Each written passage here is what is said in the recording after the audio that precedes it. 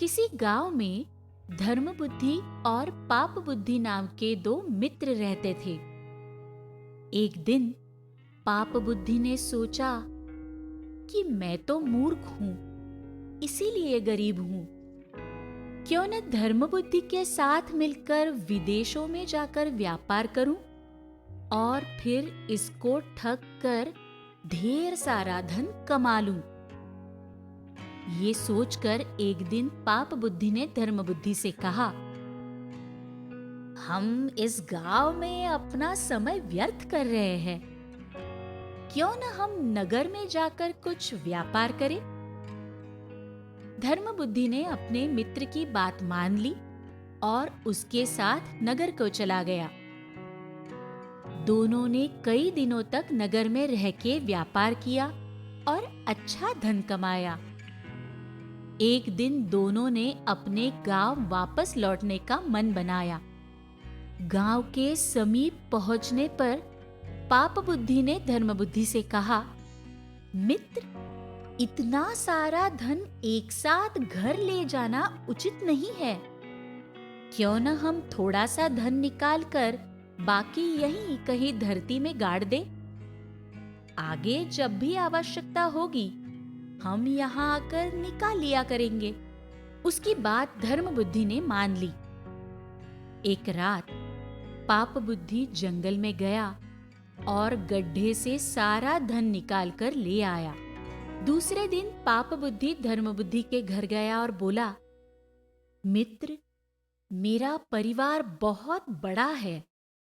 मुझे अपना घर चलाने के लिए अधिक धन की आवश्यकता है, इसलिए हम जंगल जाकर कुछ धन निकाल लाते हैं।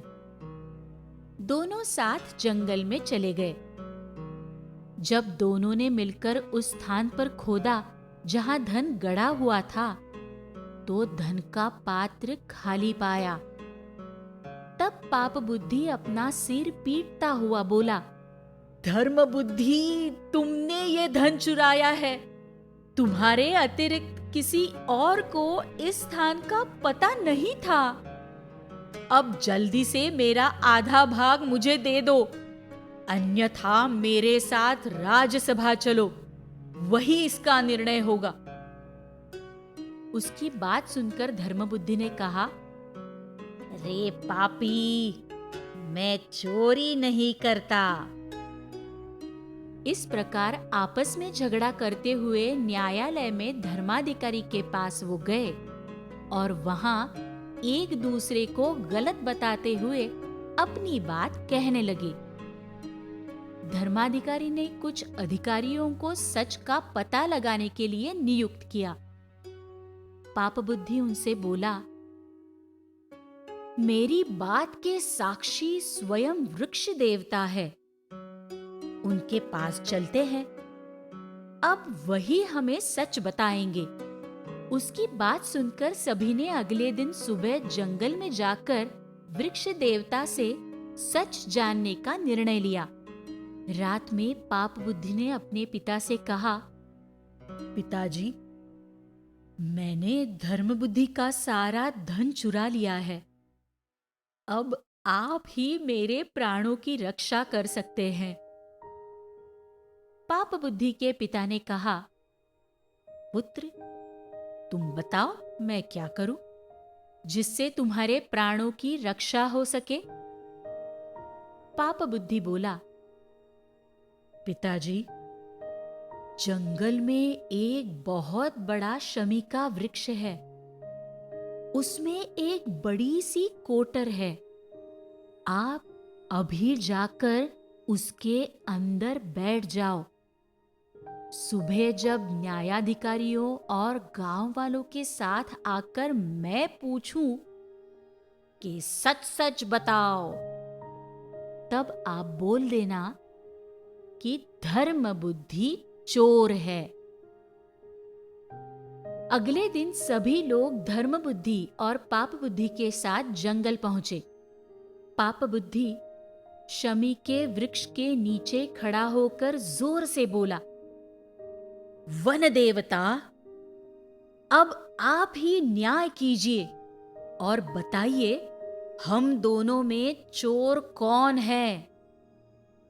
तब पाप बुद्धि का पिता शमी की कोटर में से बोला, धर्म बुद्धि चोर है। वृक्ष की बात सुनकर न्यायाधिकारी धर्म बुद्धि को क्या दंड दिया जाए, इस पर विचार विमर्श करने लगे। तभी धर्म बुद्धि ने उस पेड़ की कोटर को घास फूस से ढककर उसमें आग लगा दी। कोटर के जलने से आंखों और फेफड़ों में धुआं भरने के कारण पाप बुद्धि का पिता चिल्लाते हुए कोटर से बाहर आया और सबको पाप बुद्धि का सच उसने बता दिया।